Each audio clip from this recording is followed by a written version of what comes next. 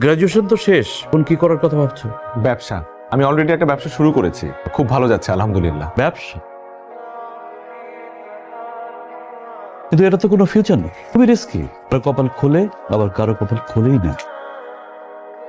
চাটা খেয়ে যেও। আঙ্কেল আমাদের শেষ, তোমার সাথে আমার কথা শেষ। এবার বক্তব্য রাখবেন আমাদের আজকের সভার প্রধান আকর্ষণ, যার সাফল্যের কথা শুনে আমাদের তরুণ প্রজন্ম অনুপ্রাণিত হতে চায়। সকলের প্রিয় জনাব মাহির চৌধুরী।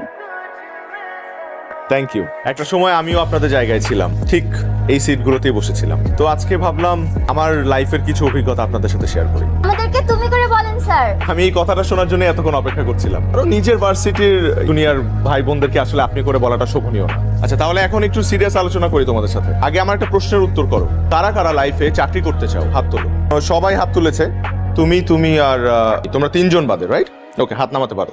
তোমরা তিনজন চাকরি না করে কি করতে চাও? বিজনেস। বিজনেস। তাহলে বাকিদেরকে একটা সাজেশন দেই, তোমরা আজকেই তোমাদের সিভি গুলো এই তিনজনকে দিয়ে রাখো, কারণ একটা সময় এই তিনজনের কাছেই তোমাদের যেতে হবে চাকরির জন্য।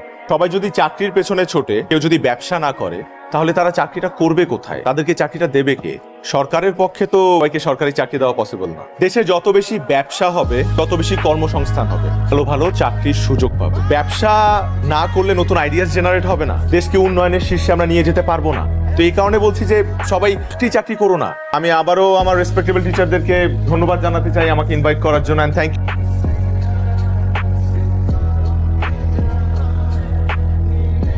স্যার কিছু বলতে চাই। বলো না। আমরা আসলে আপনার সাকসেসের গল্পটা শুনতে চাই। আমার গল্প?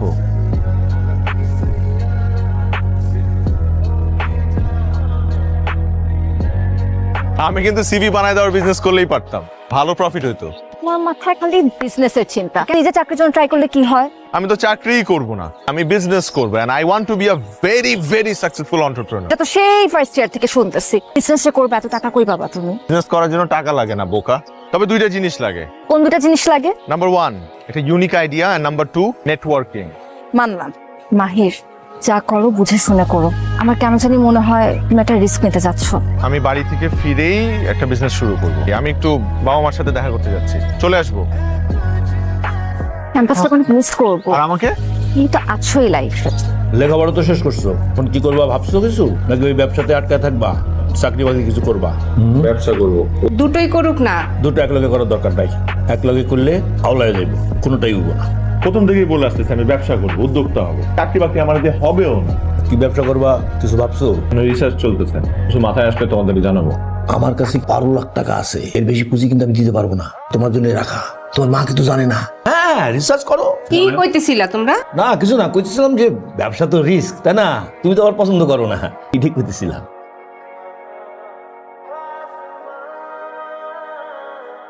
বাবা আমার বিয়ে নিয়ে খেপছে। কংগ্রাচুলেশনস। আচ্ছা আচ্ছা ঠিক আছে। সবসময় না ফাইজলামি ভাল লাগে না। আচ্ছা কি করতে হবে আমাকে সেটা বলো। তুমি জানো না কি করতে হবে? এখনো তো কিছু শুরুই করতে পারে নাই। বিজনেসের সব প্ল্যানিং না গ্রাজুয়েশনের আগে করে। আর আমি তোমাকে বলছি না, বাবা চাকরিজীবী ছেলে ছাড়া কিচ্ছু বুঝে না। যেখানে ভালোবাসাটা মুখ্য, প্রফেশন নিয়ে পড়ে আছে। আর কথা বলতে আসে। এটার উপর রাগ ঝাড়তেছো না? তোমাকে কিভাবে ছুঁড়ে ফেলতে পারবো না। তুমি বোতলটা ছুঁড়ে ফেললা, কোত্থেকে একটা টোকায় এসে উঠায় নিয়ে গেল। এটাই ওদের কাজ। দেখছো দেখছো দেখছো দেখছো এই যে এটাতে এত এক্সাইটেড হওয়ার কি আছে? এরপর এগুলাকে নিয়ে তারা ভাঙারি দোকানে বেচে দিবে, সিম্পল। ব্যাপারটা আমার একটু ভেতরে ঢুকে দেখতে হবে। তুমি কি এখন ভাঙারি বিজনেস শুরু করতে চাচ্ছ? করতেও পারি। I am done with this conversation. Mahir কি করতেছো তুমি? মাহির আমি বসতে বলছি। কি চলতেছে তোমার মাথায়? ভাঙারির দোকানে কিসের বিজনেস খুঁজো তুমি? যেখানে দেখিবে ছাই উড়াইয়া দেখো তাই, এটাই খোঁজার চেষ্টা করছি। তোমার মাথা গেছে। চলো আসো। কোথায় যাব? ভেতরের কাহিনীটা জানতে হবে না, ওরা কেমনে বিজনেসটা করে। তুমি গিয়ে দেখো। মামা আপনি টান দেন তো। তোমার সব বিজনেসের মধ্যে আমি নেই। মামা আপনাকে টান দিতে বললাম না, টান দেন। এই ফ্যাক্টরি বস কোথায় বসে? আপনি আমার ভাই, আপনি আমাকে বলতে পারেন যে আসলে আমিও ব্যবসায়ী, তো মানে ব্যবসা করতে চাই আর কি, তো এই কারণে ওনার সাথে কথা বলবো। ভাইয়া আমি যদি এই বিজনেসটা করতে চাই, আপনি কি আমাকে হেল্প করবেন? কোর্স হেল্প করবো। আপনারা যদি কোনো ব্যবসায় আসতে চান, আপনাদেরকে সাপোর্ট করবার দায়িত্ব তো আমাদের। থ্যাংক ইউ ভাইয়া। একটা গুড নিউজ আছে, finally I have found my business plan. What? Yes. কিসের বিজনেস? এখন তো বলবো না।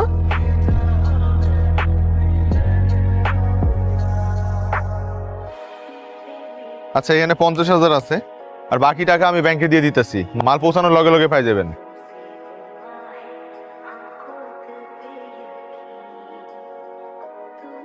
হ্যালো, ফোন ধরতেছো না কেন? আমি তো কাজের মধ্যে ব্যস্ত। এখন পর্যন্ত জানলামই না কিসের বিজনেস করতেছো। আর একটা সপ্তাহ অপেক্ষা করো, বুধনের দিন তোমার নিয়ে এসে একবারে সারপ্রাইজ দেবো। রাখি তাহলে, আমি ওই ট্রেড লাইসেন্স করতে যাবো একটু পর। আমি তোর ব্যবসার উদ্বোধন নিতে যাবো না। এত লেহাপড়া করে হাসি কিনা ভাঙ্গারির ব্যবসা আছে, কি কইব?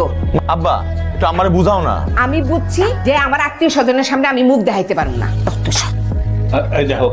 তুই নাকি ঢাকা যায় স্ক্রাবের ব্যবসা দিছস? কি মাহির ভাই, আপনি বলে বাঙ্গারি ব্যবসা শুরু করছেন? দাঁড়িয়ে রইলি কেন? শুরু কর। একজনের আসার কথা। আসো বাবা, ও হচ্ছে মারিয়া। আসসালামু আলাইকুম। ওয়ালাইকুম আসসালাম। ভাই প্লিজ প্লিজ। এটা তোমার সারপ্রাইজ ছিল? হ্যাঁ, আমার আগে সন্দেহ হয়েছিল তুমি এমন কিছুই করবে।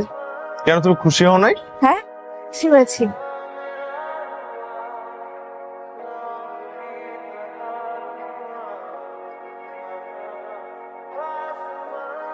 বাবা তোমাকে বলছে দেখা করতে। কার বাবা? আমার। ও কেন? আমি বাবাকে তোমার কথা বলছি, বাবা তাই বলছে তোমাকে দেখা করতে। আমার বাবার সাথে দেখা করতে তোমার কোনো আপত্তি আছে? না। তুমি তো বাড়িয়ার সাথে একসাথে পড়তে, তাই না? জি। তোমার পরিবারে আর কে কে আছে? বাবা মা আছে। গ্রাজুয়েশন তো শেষ, এখন কি করার কথা ভাবছো? ব্যবসা, আমি অলরেডি একটা ব্যবসা শুরু করেছি, খুব ভালো যাচ্ছে আলহামদুলিল্লাহ। কিন্তু এটা তো কোনো ফিউচার নেই, খুবই রিস্কি। কি ব্যবসা করার কথা ভাবছো? পেট ফ্লেক্স। ফ্লেক্স কি জিনিস আমি জানি, চাটা খেয়ে যেও। আঙ্কেল, আমাদের শেষ, তোমার সাথে আমার কথা শেষ।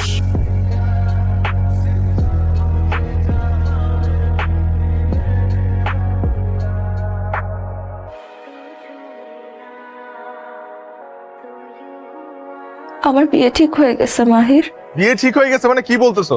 বাবাকে কত করে বুঝাইলাম, কোত্থেকে এক ইঞ্জিনিয়ার ছেলে ধরে আনছে, হ্যান্ডসাম স্যালারি, ব্রাইট ফিউচার। তোমার বাবা আমার সাথে দেখা করলো কেন? দেখা করলে কি বিয়ে হয়ে যায়? এই বিয়েতে তোমার বেশি একটা অমত নাই।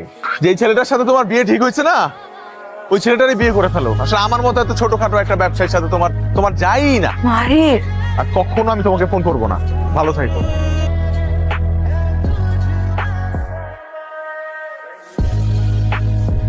এরপর পুরো ঘটনায় নিজের মধ্যে একটা জেদ কাজ করা শুরু করলো। স্বপ্ন ছুতে গিয়ে ভালোবাসার হাত ছেড়ে দিতে হয়েছে। বিষয়টা মেনে নিতে অনেক সময় লেগেছে আমার। এরপর নিজেকে সামলেছি। আজকে আমি মাহির গ্রুপ অফ ইন্ডাস্ট্রিজের মালিক। জি বলেন। স্যার, আমাদের একটা ভুল হয়েছে। আসলে রাজীব সাহেবের কোনো দোষ নেই, সব চাল চেলেছেন আসলে আমাদের পুরনো শমশের সাহেব। শমশেরই কাজ করেছে। রাজীবকে আমি কল দিচ্ছি, ওনার সাথে অনেক বড় একটা অন্যায় হয়েছে।